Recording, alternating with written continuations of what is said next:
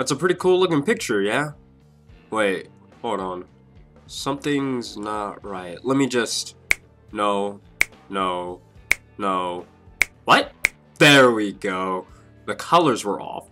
And speaking of colors, that's what this video is clearly about. Similar to the small idea of stand-eye catches now being somewhat of a fad for people who enjoy Jojo, this is something else I personally enjoy throughout the series of both the anime and the manga, that being the colors of Jojo's Bizarre Adventure. Now, some of you might be wondering what the heck I'm even talking about, but it's rather simple from both the idea and execution, and that being the simple answer of, there are no official colors in the JoJo world. Not saying everyone is colorblind or everything is always black and white from the manga, but when colored, by Araki that is, one character does not really have a certain color palette that will permanently stay with them. That also applies to all the characters. The main JoJos, the JoBros, the JoHos, the JoFos, and so on. Now, of course, things would get confusing if characters started glowing colors from a rainbow to one scene to the next, and even though I just said all of that, characters do have a more popular design to them. Take this lovely man here, for example, Bruno Bucciarati. Yes, pretty much everyone knows him for his slick white outfit, but that's just his most popular palette. The same thing goes for his stand too. It's mostly seen as blue and silver, though by JoJo standards, it's not technically wrong to draw or cosplay them with different colors for the design.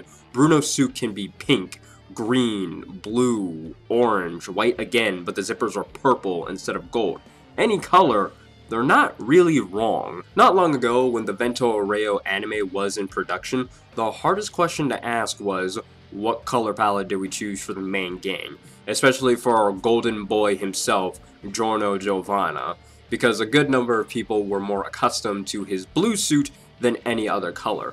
But when asked and given a different number of options, Araki handpicked which color scheme they should use, and he went with pink, though he definitely has a liking for that with Giorno. The same thing was for Fugo. He chose green because that boy went through more colors than the Northern Lights. And that's why I love something like this for the series. It just adds another layer of being a bit different, especially given the name of the franchise. On top of having music references up the wazoo, questionable yet intriguing fashion, and of course bizarre fights, having the basic idea of no official colors to your characters is something I enjoy a lot, and even more so when the anime also takes this idea in consideration when a moment or fight starts to get tense. The whole color palette changes for everything and everyone to signal shit's gonna get real, which, now that I think about it as well, and what I've been saying this entire time, the black and white manga might as well be considered a coloring book. Fitting enough, this also works rather well within the games too. You know how in a fighting game you can change your character's costume to your personal preference, though most of the time they're just simple recolors of the fighter and they're just whatever? For JoJo, for its world, it would make sense that any and all colors would work, more so than 2 different packs of Skittles. Not only can you taste the rainbow, but you can play as it and fight it. And I love something like that. And it even goes for all the merchandise that's out there as well. You have one figure that looks like this, the normal color palette, and then they'll just make an alternate version and just swap out the colors. I mean, it's a brilliant marketing scheme, I'll consider that. It actually makes sense for this series. And some might find it bizarre to have such an unnecessary thing, but without this extra tidbit, then it wouldn't live up to the bizarre name it does now.